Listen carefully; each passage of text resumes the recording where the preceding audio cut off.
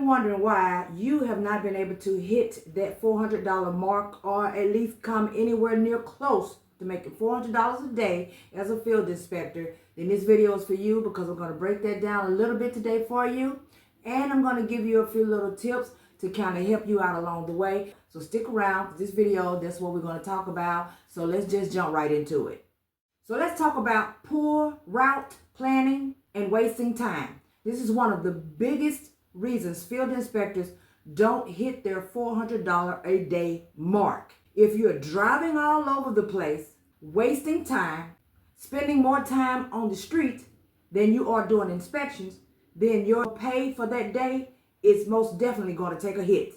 There's no way you can make anywhere near a significant goal if you have poor route planning or if you're wasting time. Here's the deal. You want to cluster your inspections. For those of you who are getting enough inspections, you want to cluster them geographically, meaning you want them to be within the same route. You want them to be somewhere within the same zone, the same zip codes, so that you don't have to spend time on the street, roaming around, trying to go from one location, from one area of the town to the next area of the town. You don't want to do that. I have stressed this several times. I'm going to stress it again today. It is very important that you modify your route to where you are not spending a lot of time on the streets, okay? Inspectors who spend less time, they have more money coming in every single day, and this is a fact. So you want to make sure that you're setting your routes correctly. And when you schedule them, when you call the people on the phone to schedule up these appointments, look at your planner, look at where you've already scheduled things out, and figure out where you want to probably put them, or suggest a time and date based off of where your last appointment was that is closer to that person's zip code. So try that out, and I'm pretty sure it's going to work, because it works for me. Ready to level up your field inspection career? At Mechelle.com, we've got everything you need to succeed, all in one place. From step-by-step digital downloads that simplify inspections, to essential gear and apparel that keeps you ready for every job. And if you're serious about growth, my mentorship programs and the Launchpad give you insider strategies to land contracts, stand out, and scale your business fast. Whether you're just starting or ready to go further, Mechelle.com is here to help you win. Visit today and let's build your future together. Next thing we're going to talk about is taking lower paying inspection jobs.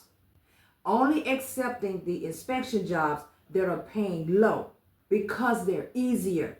And a lot of you know what I'm talking about, because I've talked to a couple of you. You take a lot of these jobs that are easier, and because they're easier, they pay less. All inspections do not pay the same. Some can pay anywhere from $20, $30, depending on what type of inspections you're doing. Some can pay $80 and above. If you continue to accept low paying ones, then what you'll have to do is way more work than what the next person over here is doing to make $400 a day. And in order to make that $400 mark, you will have to work, okay? And at the end of the day, is it going to be sustainable? I don't think it's going to be, because you're going to get tired of all of that hustle and bustle. So that's the same thing goes for any of you who are just dead set on working the apps. You are not going to make that money working these apps. I know that, and I'm pretty sure you know that too. If I'm wrong, then make sure you drop it in the comment section and let's talk about it, okay? A lot of you may need to take up some sort of certification class, and don't nobody say you don't have to have certification, because I know you don't have to have certification for some companies, but some companies do require that you do have certification. And if that be the case, then you're going to have to get certification. If you're trying to grow in some sort of specialty, some sort of inspection that we're not doing today as far as insurance field inspection is concerned, then you are definitely going to have certification. I almost lost the word. You are going to have certification. And that is something that will help you definitely to even bypass what we're doing. Because see, you don't have to start off as an insurance field inspector. You don't have to start off as this. You can bypass all of this. And this is a note to all of you, okay? You don't have to start off doing what I'm doing now and what people have been doing that have been coming in over here and trying to get mentorship to figure out how to do just this. You don't have to do this. You can bypass all of this. You can go from where you are absolutely doing nothing to taking classes and getting certification and moving way on up past into some sort of specialty field. And then you know as soon as you start working, you're going to make way more than that a day. Based off where you are, based off the type of work that they have in your area, of course, I have to make sure I stress that all the time. It is based on where you are and how much work they have in that area. But you can most definitely make more than $400 plus a day. And there are several people who do that, who watch me at every video drop. And I know they're doing it because I mentored a couple of them. And kudos to you guys. Very proud of you. But anyway, let's just move on. Here's another big one. And this is for especially the newcomers in. Following up with your vendor, with your contract company after you have finished an inspection. Don't just wait until you've actually completed an inspection and then decide, I'm just going to sit around and see how much work they're giving me. And if they're not giving me no work right now, then that's a reason for us to complain. Because see, they may have several inspectors. Well, most of the time they do have a lot of inspectors. And when they do, they are issuing out work in different angles. They're giving some to her, some to him, some to you, some to her. You get what I'm saying? And with them doing that, they may not be keeping up with how much work you have in your queue to do each and every single day. So if they give you a little bit, especially when you're beginning and you're just starting out, if they give you a little bit of work and you finish it very quickly and you haven't opened your mouth about it and they haven't checked in to see, is your queue clear? You may be sitting around without any work.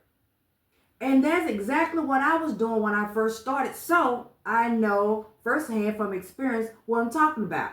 So you want to make sure that you send an email, or if there's a phone number, make a call and tell them, hey, can you load me up with some more work? My work is done. Do you have any more inspections in my area? Give me some more inspections. After all, that's what you signed a contract for. You signed a contract to work. You ain't signed a contract to sit around and do nothing. So you make that choice. Are you going to contact them, or are you going to ask them to give you any more extra work? Do that. Contact them via email. Ask them, do you have work in my area? Most of the time when I did that, they were like, sure, I'm going to have such and such to load you up some right now. And to keep me from asking, they started keeping an eye out. So when it looked like I'm getting down to them last two of even calling to schedule up the appointments, other ones are dropping in. So you have to take it upon yourself to make sure that you are not sitting around without work. And that is one of the ways to do it, outside of making sure that you signed up for several companies, at least when you first start, until you get your feet wet and you learn which companies are good for you, which companies are probably not good for you, which companies you want to keep around, and what companies you probably want to get rid of. But always make sure that you're doing that. Let them know you need more work. Don't just sit around twiddling your fingers. Oh, this ain't for me. They don't give me enough work. At least do something for yourself first. And let them tell you they don't have any work. Let them voice that for you. Let them say, we don't have any more work in your area right now, but when we do, we'll load you up. And then you can make your decision from that point. Whether you're going to hang around with them, or whether you're going to cut them loose, or whether you're going to cut field inspection loose all the way. It all depends on what you want. Now let's talk about building some sort of relationship with your companies that you're working with, which I know a lot of you don't want to do, okay? Send in quick emails, check-in emails, okay? If they have more inspections coming in, or if you can help with anything else that they may have, like a special project. If they offer it and they throw it out there at you, if you know that you're available for it, then hey, take it. If they ask you for whatever reason, because I have this all the time, so I'm going to make sure I bring this up as well. If they ask you out of the blue, about an inspection that you've already done, about an inspection that you're about to do, but more so those that you've already done. You already completed this inspection. And then someone sends you an email and asks you some sort of questions about the inspection. Take it upon yourself to answer the questions. Don't just look at it and be like, why is they asking me? You know what? Be nice. Try to be as professional as you can when it comes to talking to these companies. Act as though you appreciate even having a contract. Because you know what? At the end of the day, no one has to allow you to do anything. It's just like if I have somebody come by here to fix something in my bathroom or whatever, and they come by here and they walk in here and they're all nasty. I never forget, story time. This guy comes by one time because even though the windows was closed and all of this stuff was shut down really tight, every time I looked around, it was like a fly or a mosquito or something in the house. And I don't know about you guys, but that is a no-go for me. Like, I'll stop everything I'm doing to chase down a fly. So I was like, what is happening? So this guy comes by. He comes to see about what's happening. He's supposed to be exterminator or somebody to try to figure out what's going on. Come to find out, the ceiling around the edge of the cabinetries was not sealed the way in which they should be. And by there being a crawl space, and it's hot outside and it's cool inside, they were coming and everybody was having this issue. And he was the nastiest, just unprofessional guy you ever want to meet in your life. Now, if it had anything to do with me, he would never, ever, ever work again. Because who wants to be dealing with that? Nobody. And as a company don't want to send someone out to handle inspections who have a really bad attitude, who don't put forth any effort when questions are asked of them. You need to be a part of the entire system in order for the system to work for you. And I just thought I'd throw that out there too, because a lot of you are probably just unaware of these things. Don't ignore emails.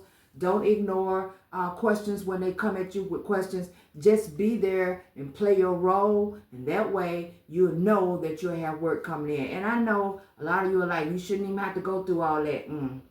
That's the name of the game. Have you ever heard of it's all about who you know? Have you ever heard a person say that? It's all about who you know. How you getting hooked up with all of this or all of that? It's about who you know. People you probably would never think would have a good job, be having the best job. And according to you, they may not even know how to actually do the job. But they keep the job. They make very good money. They're living very nice. And you're wondering, how did they get that? He must have got a hookup. It's the same thing. It's all about who you know. So when you start signing up for these companies, when those regional managers start contacting you, it's about to be about who you know. All right. Some of y'all weren't ready for that one. Okay, let's move on. Let's go on. So let's talk about avoiding rural or high volume areas.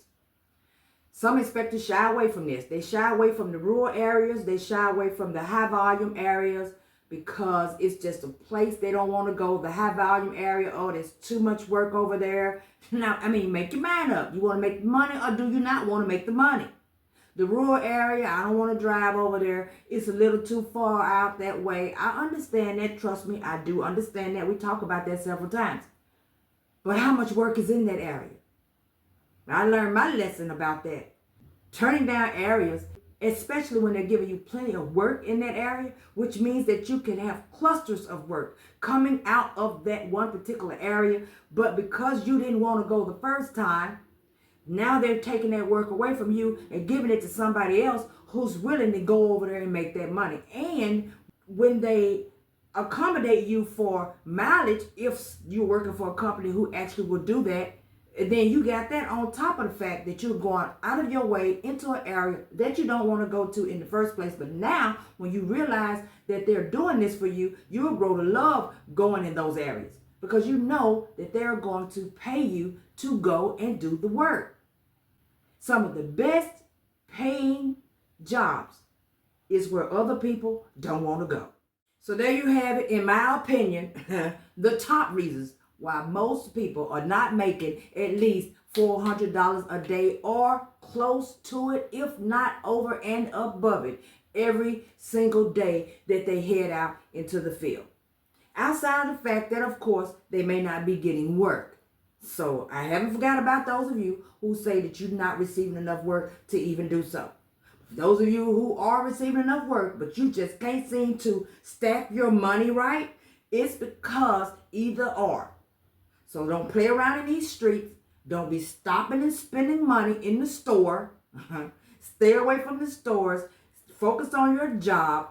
Set you a route. Set your inspection schedules up when you call to schedule your appointments in your route, so you'll know exactly where you're going to be going even before you even head out to do so.